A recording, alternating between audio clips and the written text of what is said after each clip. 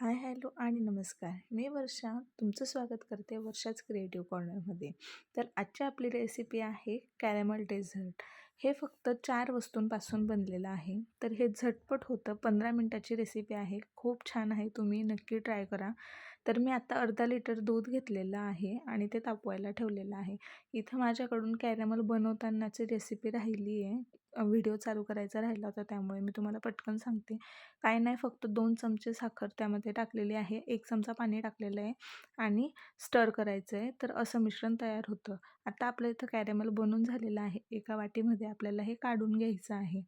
तर वाटीमध्ये व्यवस्थित काढून घ्यायचं आणि वाटीला छान चव बाजूने त्याला फिरवून घ्यायचं आहे, जेणेकरून वाटीला सगळीकडे ते लागलं पाहिजे. खूप जास्त वेळ ही साखर होऊ द्यायची नाही आहे, कारण की जास्त वेळ झाली तर ती कडवट लागते. तुम्हाला इथे जरा काळपट दिसत असेल, कारण की माझ्याकडनं वॉर्म इफेक्ट दिला गेला आहे, त्यामुळे जरा थोडं काळपट वाटतं आहे. पण ॲक्च्युअलमध्ये ही इतकी काळपट दिसत नाही. तर असं चारही बाजूने व्यवस्थित फिरवून घ्यायचं आहे. तुम्ही बघू शकता इकडे आपलं दूधही तापलेलं आहे. आता दुधाला छान उकळी आलेली आहे, म्हणून मी आता 4 चमचे साखर यामध्ये ॲड केलेली आहे. दुधाचं प्रमाण घेतलेलं आहे मी अर्धा लिटर दुधाला 4 चमचे साखर बरोबर होते. जर तुम्हाला जास्त गोड आवडत असेल तर तुम्ही 1 चमचा साखर वरून ॲड करू शकता, पण 4 चमचा साखर ही खूप परफेक्ट माप आहे. आणि 3 चमचे मी कस्टर्ड पावडर टाकलेली आहे आणि छान विस्करच्या साहाय्याने ही साखर आणि कस्टर्ड पावडर मिक्स करून घ्यायची आहे. कुठेही एकही गठोळी राहणार नाही याची दक्षता घ्यायची आहे. असं छान मिक्स करून घ्यायचं आहे. माझ्याकडून पण थोडंफार कस्टर्ड पावडरचे गोळे राहिले होते, बट ओके. हे गोळे राहायला नको, म्हणून एक सोपा उपाय आहे. एका वाटीमध्ये तुम्ही कस्टर्ड पावडर अगोदर काढून घ्या. त्यामध्ये नंतर थंड दूध मिक्स करून ते छान चमच्याने फेटून घेतलं आणि नंतर गरम दुधामध्ये घातलं तर हा प्रॉब्लेम येतच नाही. तर तुम्ही या पद्धतीनेही कस्टर्ड पावडर दुधामध्ये मिक्स करू शकता. तर तुम्ही बघू शकता आता थोडं-थोडं दूध थिक व्हायला सुरुवात झालेली आहे.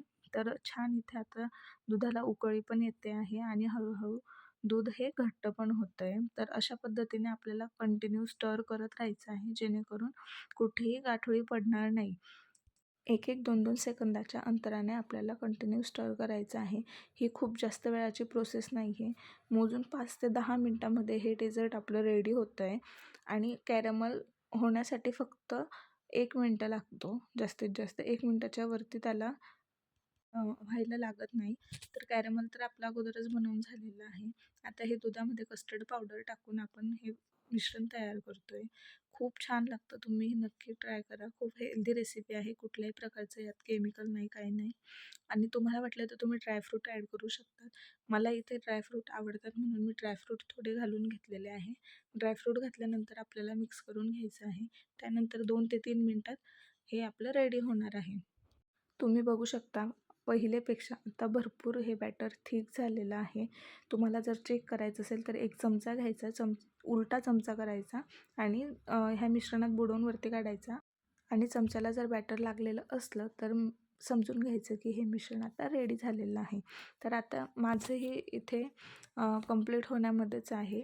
तर तुम्ही बघा किती छान आता हे उकळी फुटते. आता हे कंप्लीट झालेलं आहे. आता ज्या बाउलमध्ये आपण कॅरमल काढून घेतलं होतं, त्या बाउलमध्ये वरती आपल्याला हे दुधाचं मिश्रण काढून घ्यायचं आहे आणि पूर्ण वाटी व्यवस्थित छान फिल करून घ्यायची आहे. आणि हे डेझर्ट तयार होण्यासाठी आपल्याला फ्रीजची मदत घ्यायची आहे.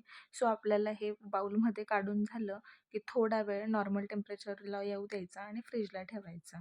फ्रीजला 4 तास ते 5 तास तुम्ही जास्तीत जास्त ठेवू शकता. 4 ते 5 तासात हे डेझर्ट रेडी होतं. तर आता तुम्ही इथे बघू शकता की किती जास्त यम्मी दिसतंय, खूप डिलिशियस दिसतंय आणि खूप छान झालं होतं. तुम्ही हे नक्की ट्राय करा. आणि तुम्हाला ही रेसिपी आवडली असेल तर व्हिडिओला लाईक करा, शेअर करा, कमेंट करा आणि बेल आयकॉनचं बटन दाबायला अजिबात विसरू नका. आणि अशाच नवनवीन व्हिडिओ बघण्यासाठी चॅनलला सबस्क्राईब करा. बाय.